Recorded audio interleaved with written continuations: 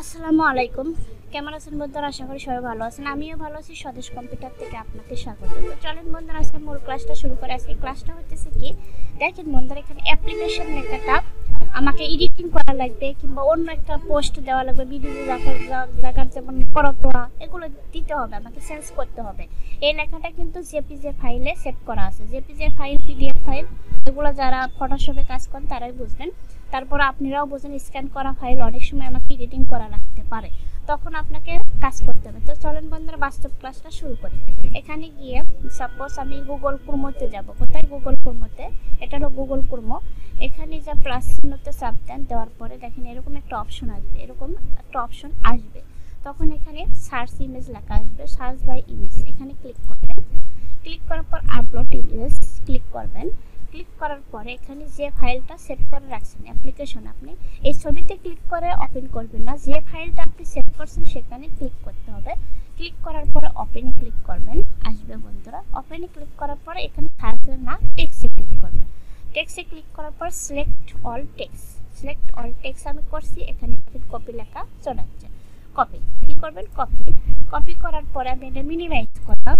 আমি মাইক্রোসফট ওয়ার্ডে যাব। কোথায় যাব? মাইক্রোসফট ওয়ার্ডে। যেমন এখানে আমার মাইক্রোসফট ওয়ার্ড, এখানে যাই, স্টার্টে গিয়ে মাইক্রোসফট অফিস ওয়ার্ড, এখানে ক্লিক করবেন। ক্লিক করার পরে এখানে এই জুমটা একটু বড় করে দিই, ছোট আছে, এখানে আমি পেস্ট করে দিই। দেখেন বন্ধুরা, ওই লেখাটা কিন্তু আমার এখানে পেস্ট হয়ে গেছে। আগে কিন্তু আমি এডিটিং করতে পারি না, এখন কিন্তু আপনি ইচ্ছে করলে এখানে ভিডিও জবসের জায়গায় আপনি অন্য কিছু দিতেছেন, করতোয়া, তাই না? এখানে গিয়ে করতোয়া দিলেন, এখানে গিয়ে আপনি অ্যাপ্লিকেশন দিলেন।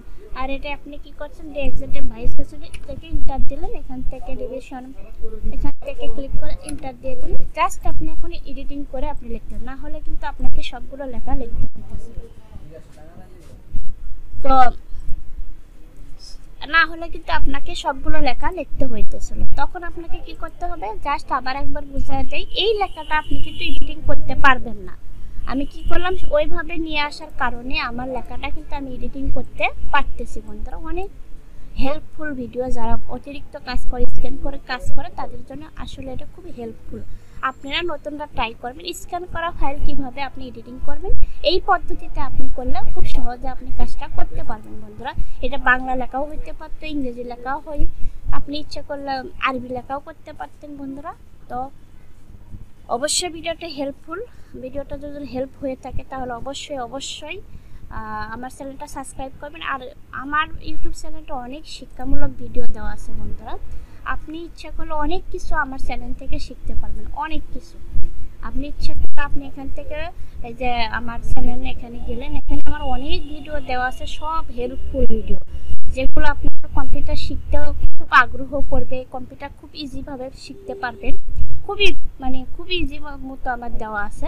আপনি ইচ্ছা করলে আপনি এখান থেকে অনেক কিছু শিখতে পারবেন। বন্ধুরা, দেখেন আমার এখানে অনেক ভিডিও দেওয়া আছে, আপনার ইচ্ছা করে দেখে নিতে পারেন। বন্ধুরা, ভিডিওটি ভালো লাগলে অবশ্যই সাবস্ক্রাইব করবেন, পাশে থাকবেন। আমি সেন্টারে বসে ভিডিও করি, এই জন্য একটু সাউন্ড প্রবলেম হয়। অনেকে দেখেছেন ভিডিও করতেছে, তার মাঝে আসে কথা বলে, একটু আসে কিন্তু একটা লোক কথা বলছে, যাই হোক, এটা কোনো ব্যাপার না। তো বন্ধুরা, ভালো থাকেন। ভিডিওটি ভালো লাগলে অবশ্যই কমেন্ট করবেন, লাইক করবেন, অবশ্যই সাবস্ক্রাইব করবেন। ভালো থাকেন।